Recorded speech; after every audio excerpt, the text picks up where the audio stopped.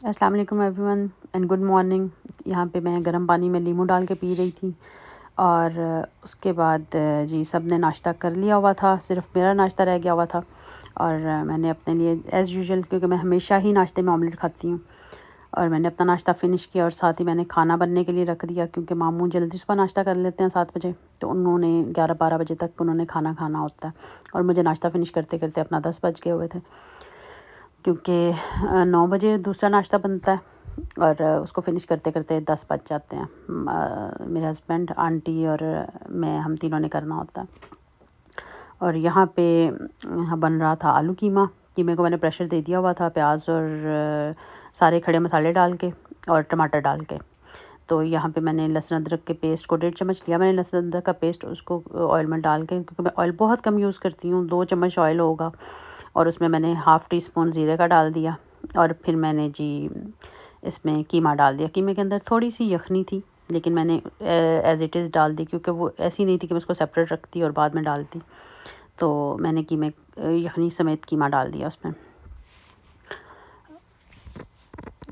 قیمہ پھر میں نے ظاہر ہے اس میں کڑے مسالے میں نے ڈال دیے ہوئے تھے، اس کو مجھے مزید ڈالنے کی ضرورت نہیں تھی. تو یہاں پہ اب قیمہ بھن رہا تھا.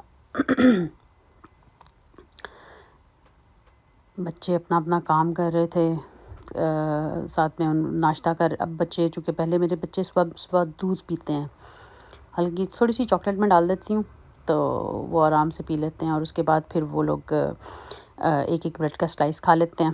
تو بس وہ اپنا ناشتہ کر رہے تھے اور میں کچن میں اپنا کام کر رہی تھی، کیونکہ صفائی جو ہے وہ میں ناشتے کے بعد، کھانا بنانے کے بعد کرتی ہوں.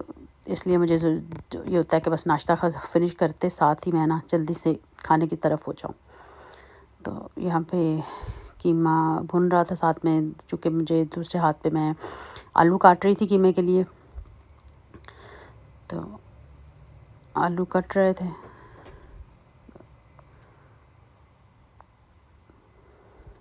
لائف ہر کسی کی مشکل ہے، کسی کی بھی آسان نہیں ہے، چاہے ہم یہاں پہ ہیں، چاہے جو لوگ پاکستان میں ہیں.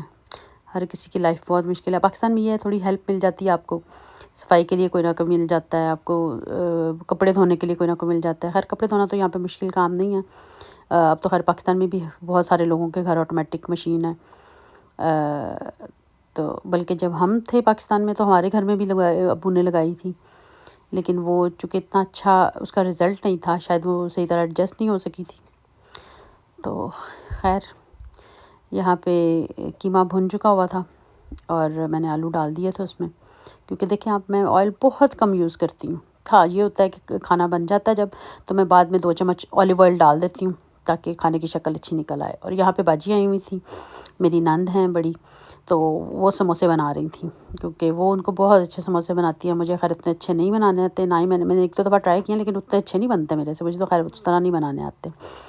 تو انہوں نے یہاں پہ میں نے کہا چلیں میں آپ کی ویڈیو بناتی ہوں، آپ بنائیں، تو میں ساتھ ساتھ ویڈیو بناتی جاتی ہوں.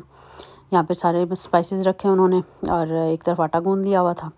پھر جی یہ سفید چنے تھے اور آلو ابالے تھے، یہ دونوں چیزیں، آلووں کو پھر میش کر لیا انہوں نے، اور پھر یہ ساری چیزیں رکھ کے تو انہوں نے پھر کہا کہ اب میں مطلب میں کھانا بنا کے فارغ ہو گئی، تو پھر چولہا فری تھا، تو انہوں نے کہا کہ میں، کیونکہ ان کو ساری شیلف خالی چاہیے تھی، تو انہوں نے کہا کہ میں اب آرام سے اپنے سموسے بناتی ہوں، کیونکہ وہ بہت مزے کے سموسے بناتی ہیں. تو یہاں پہ پھر انہوں نے اس کی فلنگ کے لیے سفید چنوں کو اور آلوؤں کو ڈال دیا، میشڈ پوٹیٹوز کو، اور ان کو بھون کے اب وہ اس میں باقی سارے اسپائسز جو رکھے ہوئے ہیں انہوں نے،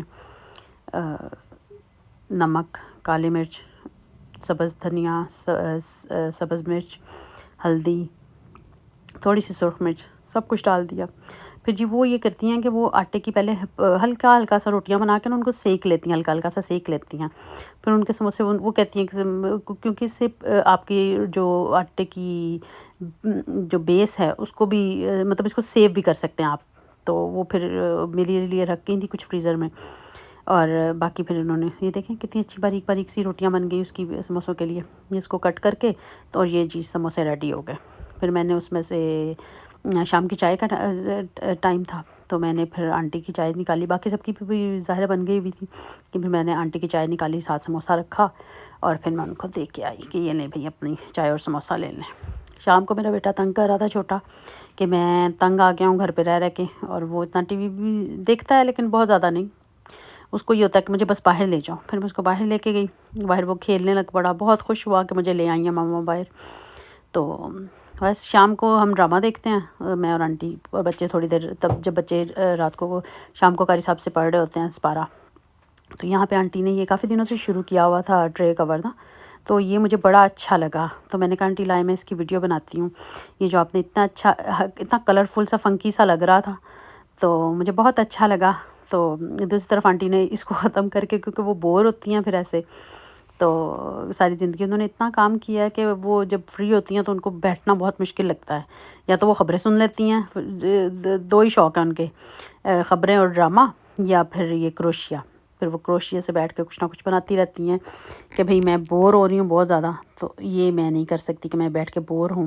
حالانکہ کچن میں بھی اکثر وہ ہیلپ کرتی ہیں، صبح پہ کچن صاف کرتی ہیں، شیلف وغیرہ صاف کرتی ہیں کہ میں ایسے ٹھیک ہوں کرتی رہوں، تو اس طرح جی بس میری روٹین ختم ہو گئی۔